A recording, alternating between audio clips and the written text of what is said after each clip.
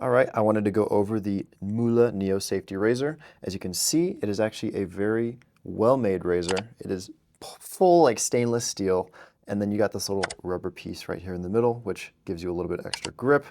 It is all very well polished. The metal, nothing on it feels sharp except for the little blade that you obviously have to install.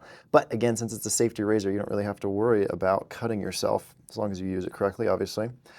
Overall, this is just such a nice safety razor. I totally recommend it for anybody who's interested in getting started with actually using a safety razor. I almost dropped it there. But as you can see, that's where the razor goes. This is a MÜHLE brand razor.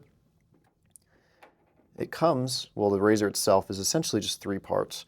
It is crazy how simple it is. It looks and feels phenomenal. I totally recommend it for somebody who is either getting started or who just wants a nice safety razor. Totally recommend it. So easy to install, so easy to keep up.